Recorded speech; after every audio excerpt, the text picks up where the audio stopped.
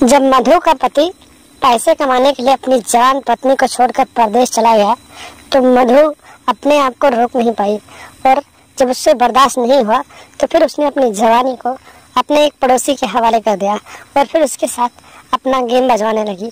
नमस्कार दोस्तों, स्वागत है आप सभी का हमारे एशियन क्राइम अफेयर चैनल में।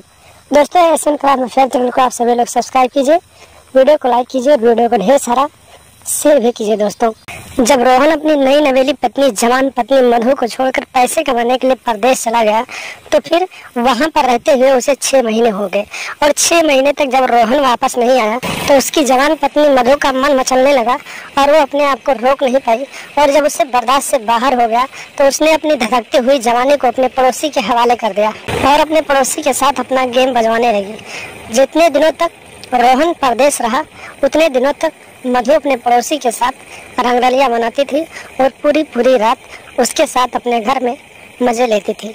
इसी तरीके से ये रिश्ता चलता रहता है और करीब 2 महीनों तक ये रिश्ता चलता रहा।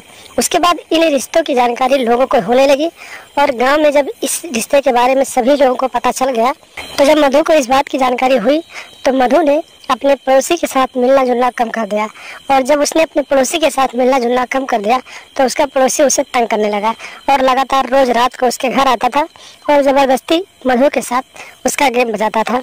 इसी तरीके से कई महीने बीत गए और मधु अपने प्रेमी यानी अपने पड़ोसी से तंग हो गई और फिर उससे वो पीछा छुड़ाने के बारे में सोचने लगी। लेकिन दोस्तों, उसका पड़ोसी जो था उसका पीछा नहीं छोड़ा था क्योंकि उसे मधु का गेम बजाने में बहुत मजा आता था। तो उसने मधु को ना छोड़ने का मन बना लिया था, लेकिन मधु ने अपने अंदर मन बनाया था कि अब वो अपने पड़ोसी से दूर रहेगी, नहीं तो इस बात की जानकारी अगर उसके पति को लगी तो फिर उसका पति उसे घर से निकाल देगा। इसी तरीके से दोस्तों कुछ दिन और बीत गए और फिर जब उसका पड़ोसी उसका साथ नहीं छोड़ रहा था तो मधु ने अपने पड़ोसी को ही रास्ते से हटाने का प्लान बना लिया।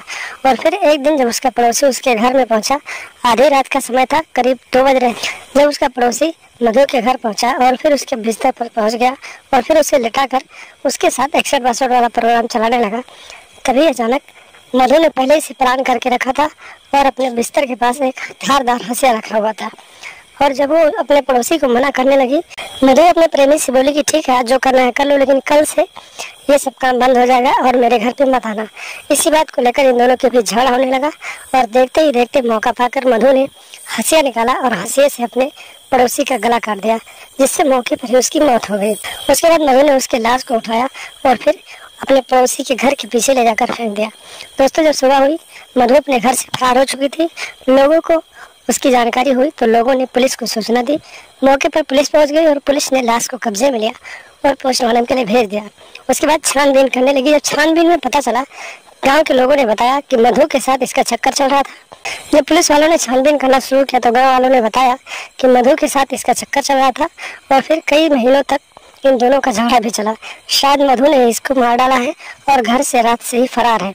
उसके बाद पुलिस वालों ने मधु का मोबाइल नंबर लिया और फिर उसे सर्विलांस में लगाया और करीब 15 दिनों तक मधु की तलाश करती रही। और एक दिन जब मधु ने अपना मोबाइल ऑन किया तो मधु का लोकेशन एक शहर में पता चला और पुलिस ने वहां पर अपनी टीम भेजी और मधु को हिरासत में लिया और फिर पुलिस थाने लाई और फिर सारी कहानी जाना तो मधु ने पूरी कहानी पुलिस वालों को बताया और फिर पुलिस ने मधु को उसके प्रेमी की हत्या के रूप में हिरासत में लिया और फिर आगे की कार्रवाई के लिए जेल में डाल दिया और रोहन को भी घर वापस बुलाया गया। तो दोस्तों, सावधान रहें, सतर्क रहें, अपने आप को कंट्रोल में रखें।